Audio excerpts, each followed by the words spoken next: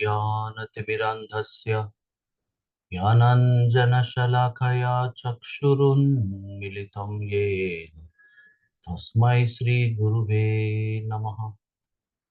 श्रीचैतन्यमनोभीष्टं स्थापितं येन भूतले स्वयं रूपः कदा मह्यं ददाति स्वपदान्तिकम्।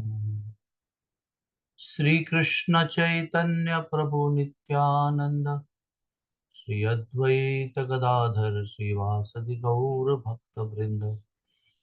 हरे कृष्ण कृष्ण कृष्ण हरे हरे, हरे राम राम राम हरे हरे।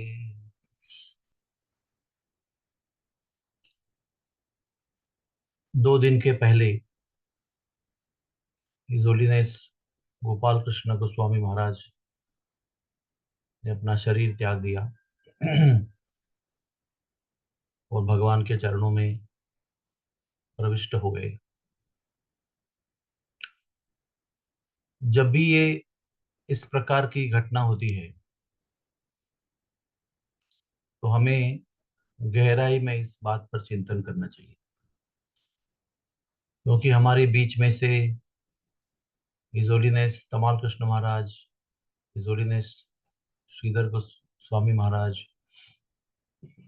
हिज होलीनेस भक्ति तीर्थ स्वामी महाराज, गौर गोविंद स्वामी महाराज, ऐसे बहुत सारे परम वैष्णव संत हमारे बीच में से चले गए हैं। तो सोचना यह है कि गुरु तत्व जो है वो शाश्वत है। The principle of Guru is eternal और वो गुरु तत्व हमारे मनुष्य जीवन के लिए एक सर्वोच्च वरदान है, एक सर्वोच्च आशीर्वाद है भगवान की तरफ से। भगवान अपनी जो कृपा है वो श्री गुरु के माध्यम से हमारे तक पहुंचाते हैं। और ये तत्व शाश्वत है, लेकिन जिस शरीर में वो आते हैं वो शरीर काल से प्रभावित है। वो काल के प्रभाव से प्रकट होता है, फिर अप्रकट होता है, और फिर शिष्यगण बहुत दुख करते हैं, विरह का अनुभव करते हैं। हम सबको ये विचार करना है कि गुरु का शरीर रहे या ना रहे, उनकी शिक्षा जो है वो चिरंतन और शाश्वत होती है। वो काल के प्रभाव में नहीं होती है। काल का प्रभाव गुरु जी की शिक्षाओं को नष्ट नहीं कर सकता है। हमने भी की हुई जो भगवत सेवा है वो भी काल के प्रभाव से नष्ट नहीं होती है, वो चिरंतन रहती है। हमने भी जो भगवान के नाम का जप किया है उसका परिणाम काल के प्रभाव में नहीं आता है, वो सदैव रहता है। हमारे लिए कसौटी क्या है, हमारे लिए चुनौती क्या है कि जब तक गुरु तत्व यानी हमारे गुरु महाराज इस विश्व में हमारे साथ इस शरीर में रहे, हमारे आसपास रहे, हम उनका संग लेते रहे, उस कालावधि में हमने उनके प्रति कितनी शरणागति प्राप्त की। उस कालावधि में जितना संग हमको प्राप्त हुआ उसमें हमने उनकी आज्ञाओं का पालन करने का कितना प्रयास किया, उनके मिशन से एक रूप होने का कितना प्रयास किया, उनकी शिक्षाओं पर हमने कितना चिंतन करके अपने जीवन में उतारने का प्रयास किया, उनकी आज्ञाओं का कितना पालन किया। ये तय करेगा कि हम कितनी शरणागति, कितना आज्ञा पालन करेंगे जब वो चले जाएंगे। जब उनके जीवन काल में अगर हम उनके आज्ञाओं के प्रति शरणागत नहीं हो पाए तो उनके जीवन काल के पश्चात वो करना बहुत कठिन हो जाता है। प्रभुपाद के समय में भी जो लोग केवल प्रभुपाद से ही आसक्त थे और उनके आज्ञाओं से इतने आसक्त नहीं थे, प्रभुपाद शरीर छोड़कर चले जाने के बाद में उन्होंने सब कुछ छोड़ दिया। इस्कन संस्था को भी छोड़ दिया, संघ भी छोड़ दिया, और वो लुप्त हो गए। अभी भी विश्व में है, लेकिन कृष्ण भावना में एक्टिव नहीं है। तो हम लोगों को ये चिंतन करना है कि क्या हम हमारे गुरु जी के अस्तित्व को गंभीरता से ले रहे हैं कि नहीं ले रहे हैं। क्या हम उन्होंने दी हुई शिक्षाओं का हृदय से पालन करने का प्रयास कर रहे हैं कि नहीं कर रहे। क्या हम उन्होंने दिए हुए रास्ते पर, मार्गदर्शन के रास्ते पर हम चल रहे हैं कि नहीं चल रहे। ये आज हमको तय करना है, क्योंकि गुरु जी के जीवित होते हुए जो हमारी स्थिति है उसी पर हम आगे भी चलेंगे। अगर गुरु जी के जीवित होते हुए हम 100% शरणागत हुए उनके लिए, तो वो शरणागति उनके जीवन के पश्चात भी वैसे ही रहेगी।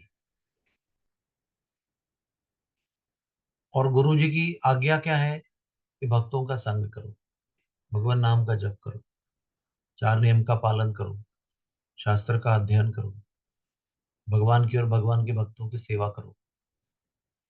इन आज्ञाओं का पालन करते हुए भक्तों का संग बहुत आवश्यक होता है। और वो भक्तों का संग अगर हमने गंभीरता से नहीं लिया है और उसके प्रति हमारी आसक्ति नहीं है, तो गुरु महाराज चले जाते ही सारा जो, क्या कहते हैं, तंबू गिर जाता है, क्योंकि वो एक ही खंबे पर आधारित।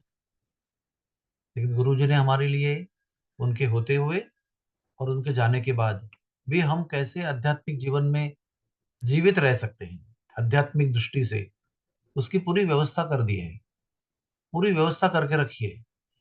गुरु जी की व्यवस्था जो है वो परिपूर्ण है, सर्वांगीण है। वो हमारे आत्मा के सर्वांगीण विकास के लिए गुरु जी की व्यवस्था पर्याप्त है।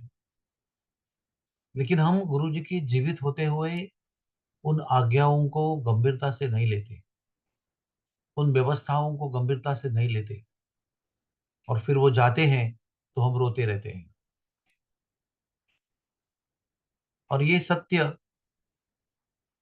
इतना सत्य है, ये जो वास्तविकता है इतनी इतनी सही है, इतनी सत्य है कि हमें अभी इस पर चर्चा करनी पड़ेगी, अभी इस पर चिंतन करना होगा। तब जाकर गुरु जी का आना, गुरु जी का यहाँ रहना हमारे जीवन में, और फिर गुरु जी का जाना, ये सब प्रयोजनपूर्ण होगा, ये सब सफल होगा।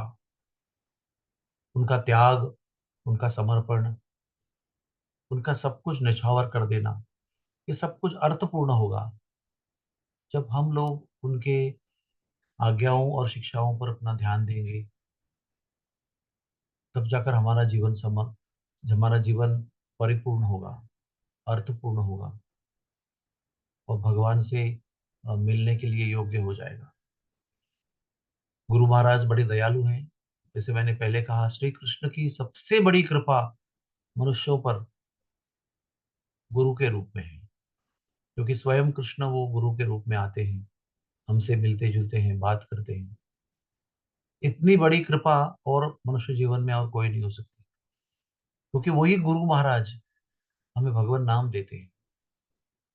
उसको पूरे संप्रदाय की शक्ति उसमें निवेशित करके वो भगवान नाम हमको देते हैं, और भगवत धाम, भगवान के चरणों तक पहुंचाने की पूरी व्यवस्था करते हैं। इसलिए आइए हम सब मिलकर गुरु महाराज के आज्ञाओं पर, प्रवचनों पर, शिक्षाओं पर, आदर्शों पर अपने चित्त को केंद्रित करें, और अपने और बाकी सभी लोगों का जीवन सफल करें। हरे कृष्णा, हरे कृष्णा, कृष्ण कृष्ण हरे हरे, हरे राम, राम राम, हरे हरे।